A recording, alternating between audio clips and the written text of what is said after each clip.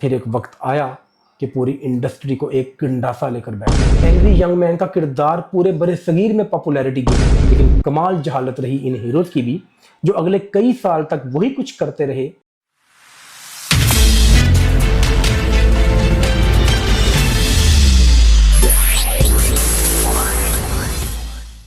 बिस्मिल्लाहिर्रहमानिर्रहीम, अस्सलाम वालेकुम। मैं हूं जाहिद नज़ीर और आप देख रहे हैं नई सोच।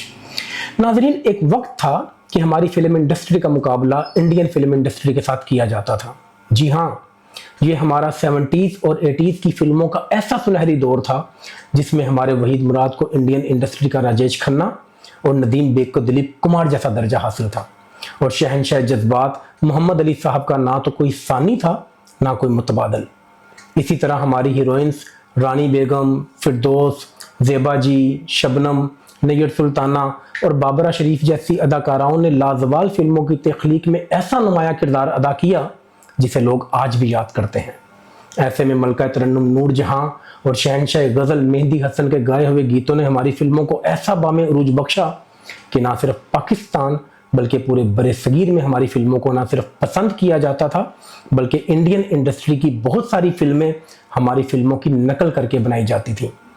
माजी की फिल्मों में दामन और चिंगाड़ी, शमा, चकोरी, दिया और तूफान, आईना, अरमान, इज्जत जैसी लाजवाल फिल्मों ने कामयाबी के वो रिकॉर्ड बनाए जो आज तक कायम हैं। हमारी ना सिर्फ उर्दू बल्कि पंजाबी फिल्में भी किसी तौर कम ना थीं। 70s और 80s में ऐसी ऐसी शोहराए आफाक पंजाबी फिल्में तख्लीक हुई कि जो आज भी देखने वालों को जहनों में नक्श हैं। ये हमारी पंजाबी फिल्मों का वो दौर था कि इंडिया बावजूद कोशिश के भी हमारे मुकाबले की पंजाबी फिल्में तख्लीक नहीं कर सका। धी रानी, नौकर वोटीदा, जीरा ब्लेड, हीर रांझा, मेहंदी, मुखरा और मिर्ज़ा जट जैसी लाजवाल पंजाबी फिल्में कभी हमारी फिल्म इंडस्ट्री का फ़ख्र हुआ करती थी। इसी तरह हमारी फिल्म इंडस्ट्री ने ऐसे ऐसे कॉमेडियन पैदा किए जिनका मुकाबला पूरे बड़े सगीर में कोई नहीं कर सका।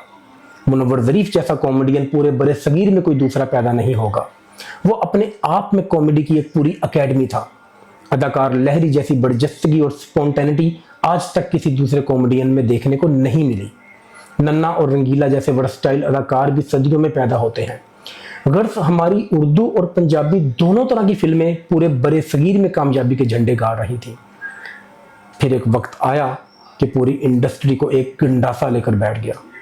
ओए जागीरदारा, टोटे कर देंगा, इसकी गूंज इंडस्ट्री में ऐसी गूंजी कि फिर कोई और आवाज़ सुनाई ही नहीं दी। इसमें कोई शक नहीं कि वहशी जट और मौला जट जैसी शोहराए आफाक फिल्मों ने कामयाबी के नए रिकॉर्ड कायम किए। ऑडियंस को पंजाबी फिल्मों में हीरो का एक अनोखा और गरजदार खड़ाक देखने को मिला।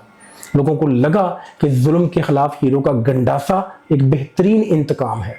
एंग्री यंग मैन का किरदार पूरे बड़े सगीर में पॉपुलैरिटी गेन कर रहा था, लेकिन अंदाजा नहीं था कि पूरी इंडस्ट्री ही मौला जट के ज़ेरे असर आ जाएगी। इस फिल्म के बाद सुल्तान राही ने अगले 18 साल में तकरीबन 800 से ज़ायद फिल्में की, लेकिन बदकिस्मती से हर फिल्म में उनका किरदार मौला जट जैसा ही रहा। सितम ज़रीफ़ी तो ये है कि राही साहब की वफ़ात तक हमारी फिल्म इंडस्ट्री फिर भी किसी न किसी तरह लंगड़ा कर चल ही रही थी, लेकिन उनके बाद समझ नहीं आई कि फिल्म मेकर्स को क्या सूझी कि उन्होंने हमारे नौजवान हीरोज शान, मोहम्मद राना, बाबर अली और सऊद को भी वही गंडासा और कलाशनकोफ पकड़ा दी जिसे हमारी ऑडियंस पिछले 20 साल से बर्दाश्त कर रही थी।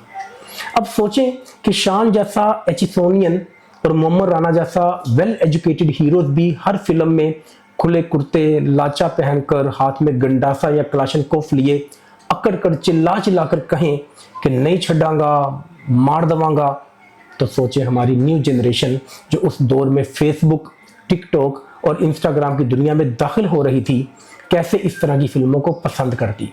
ऐसा मुमकिन ही नहीं था।